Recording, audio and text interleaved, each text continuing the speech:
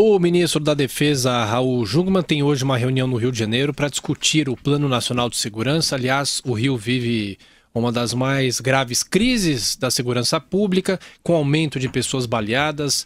O número de policiais mortos também aumentou. O ministro da Defesa nos atende agora aqui no Jornal da Manhã. Ministro, bom dia. Obrigado pela atenção. Bom dia a todos. Bom dia aos ouvintes da Jovem Pan. O ministro, a ideia é discutir o Plano Nacional de Segurança, que já foi definido pelo governo federal, para atuar no Rio de Janeiro, pelo menos até o fim do ano que vem. De que maneira essas ações serão implantadas e essa reunião vai decidir o quê, ministro? Olha, nós constituímos um Estado-Maior, né? Toda vez que você tem uma operação que envolve mais de uma força, né?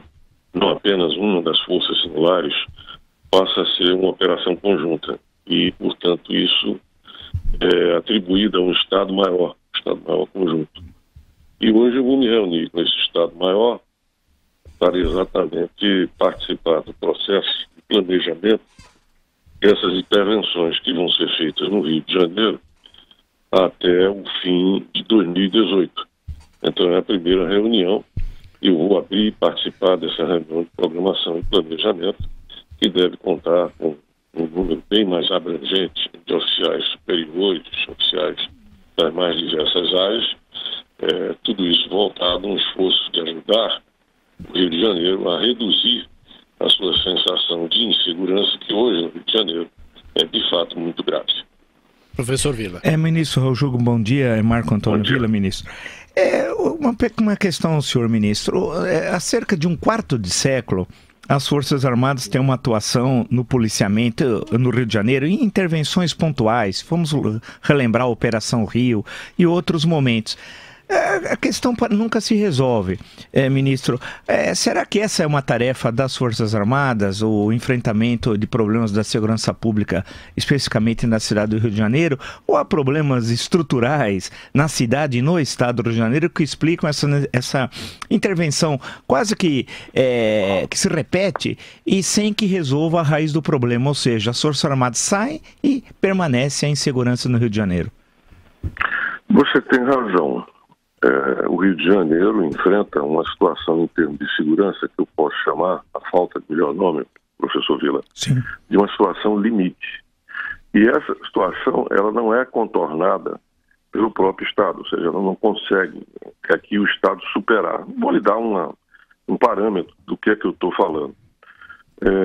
As diversas facções criminosas do Rio de Janeiro devem controlar hoje entre 700 a 800 mil pessoas, porque elas controlam algumas centenas de comunidades.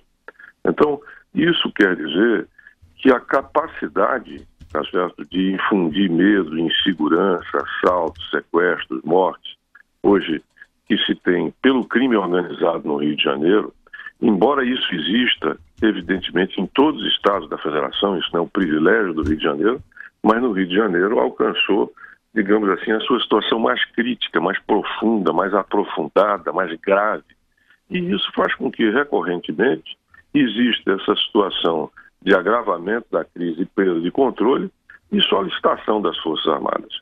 Seguramente, este não é o papel das Forças Armadas. Agora, constitucionalmente no Brasil, em outros países não existe isso, mas no Brasil, o senhor sabe, existe no artigo 142 as chamadas operações GLO, Garantia da Lei e da Ordem, que é quando se chega nessa situação limite de perda de controle, uma situação da maior gravidade, o governador daquele estado onde está acontecendo essa crise pode solicitar o emprego das Forças Armadas ao presidente da República, e esse, entendendo que se faz necessário, aliás, imagine você, presidente da República, e um governador do estado diz, olha, há um descontrole, uma crise gravíssima, como negar o uso das Forças Armadas? Mas esse seguramente não é o papel, eu diria assim, para o qual as Forças Armadas são preparadas, são treinadas, são capacitadas para realizar. Mas elas são muito disciplinadas e mesmo, diga-se, não concordando, muitas vezes, com esse uso que é feito, até porque o efeito é dissuasório quando você faz um policiamento ostensivo, você inibe, digamos assim, o crime, aonde você tem o policiamento. Mas é evidente que como as Forças Armadas não podem ficar todo o tempo no terreno, no local, e o crime sabe que elas vão se retrair um dia, o crime tira férias durante aquele policiamento ostensivo das forças, mas quando elas se retiram, como já aconteceu várias vezes, o crime volta a atacar muitas vezes de uma maneira redobrada. Em síntese, é isso. Ministro, o senhor tocou em certo momento aí, falou do crime organizado. E o caso não é só do Rio, mas especificamente do Rio de Janeiro, essa relação perigosíssima entre o crime organizado e a política, né? Eu diria que entre o crime organizado e a política, sim. Porque, como eu disse aqui, se uma facção criminosa ela tem um controle do território, por exemplo, de uma comunidade A, B ou C, ela imediatamente entende que ela tem também capacidade ou poder eleitoral. Isso quer dizer que aquela facção criminosa controla aquela comunidade, ou ela apoia a um candidato, tá certo, que passa a ser um aliado seu, ou ela vai eleger um seu representante. Como o professor sabe, nós temos no Brasil, não só a nível federal, mas em todos os níveis, aquilo que chama-se de presidencialismo de coalizão. O que é isso?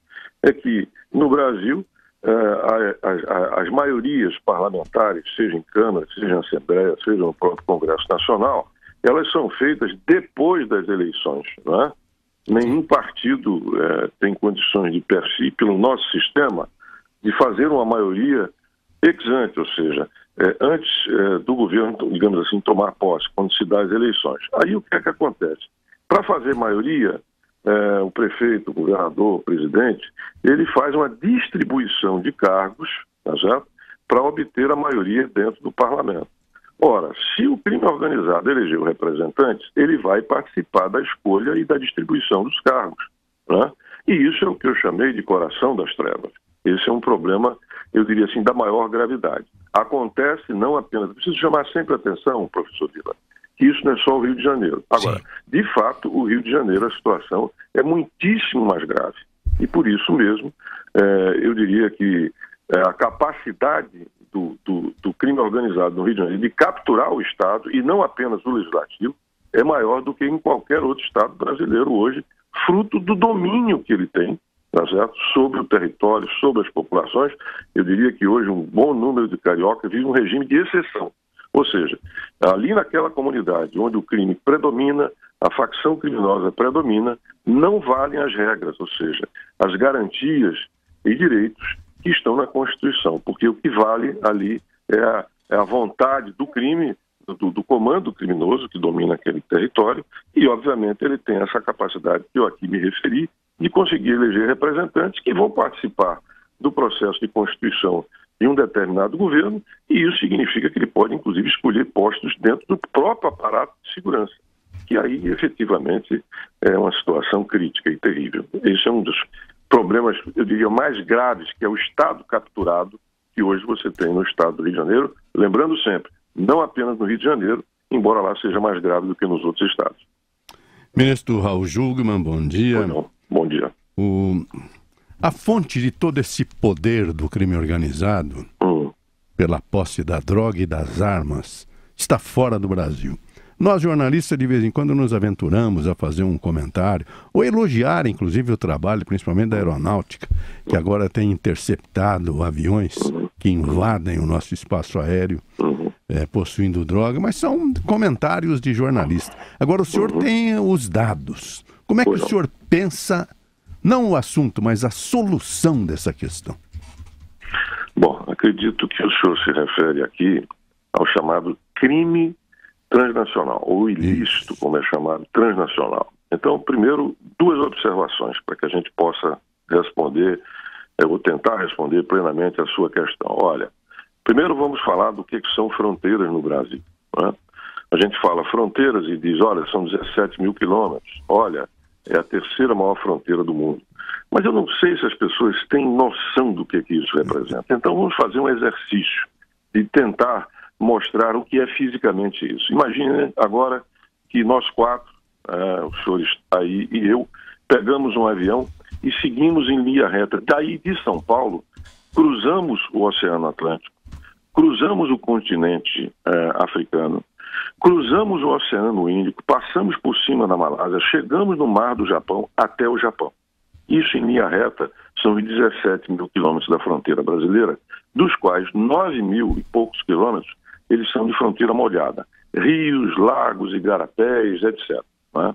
Então, essa é a dimensão física do desafio.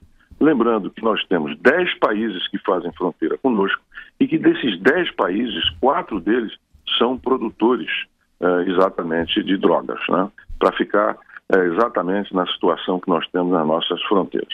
Então, isso quer dizer que combater o ilícito transnacional, ele não se resolve dentro do espaço ou dentro do território brasileiro. Ele precisa da cooperação, pelo menos, digamos, de 4 desses países para que a gente possa combatê-lo. E, evidentemente, que isso é um grande problema, porque o crime, ele não tem soberania, ele não tem limite de território, ele não tem fronteira, ele está coordenado, né? Enquanto que nós precisamos fazer esse processo de coordenação. O que é que nós temos feito? Olha, nós tivemos uma reunião com os países do Cone Sul para discutir e fazer acordos operacionais, né, em termos de fronteira. Já tive 2 vezes com a Colômbia, que não era muito, digamos assim, solicitada a participar pelos governos anteriores que nos sucederam, por razões de alinhamento ideológico ou não. E tivemos também, aliás, vamos ter agora com o Peru no dia 11, no dia 16 com a Bolívia. Além disso, a Força Aérea Brasileira, já agora ao nível de resposta do que fazer, ela criou o que elas chamam de corredores eletrônicos. O que é isso? Ela utiliza o satélite, ela utiliza o veículo aéreo não tripulado, o VANT, e radares móveis. Ela cria, então, o que ela chama de corredores. Qualquer aeronave, sobretudo na fronteira, onde é mais grave o chamado voo desconhecido, que já explico o que é, ela criou esses corredores e qualquer aeronave que vá fazer o trânsito de ida ou volta de fronteira com esses países tem que passar por esses corredores, tem que se identificar e dizer para onde vai. Se ela não diz, é feito o primeiro contato por rádio. Se ele não responde ou não obedece, levanta voo um super tucano, e daí é uma série de avisos que pode chegar ao tiro de detenção. Na verdade, é um tiro de abate, é o caso extremo. E isso tem levado a uma insegurança, digamos assim, do crime organizado, que inclusive tem jogado esses aviões por 3 vezes, da última vez pegou 662 quilos. Mas isso é em termos aéreos e está sendo feito com muita competência.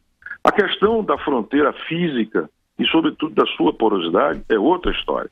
Isso as Forças Armadas têm atuado, outras entidades têm atuado, mas, de fato, esse é um terreno que é muito favorável a que o crime possa fazer exatamente os seus ilícitos e cruzar essas fronteiras. Isso não é uma coisa fácil, não é? Okay. O que é que a gente está desenvolvendo? Em embrião, em nível do Exército, é a questão do chamado Sistema Integrado de Monitoramento de Fronteira, que eles já existem em forma de piloto, 600 e poucos quilômetros, não é muito, é verdade, mas que é fortemente dependente das nossas condições orçamentárias, que nesse momento não permitem, digamos assim, que ele venha a se expandir. Inclusive, o Exército está fazendo a sua total reformulação para que ele fique, digamos assim, mais barato e possa rapidamente poder se estender mais.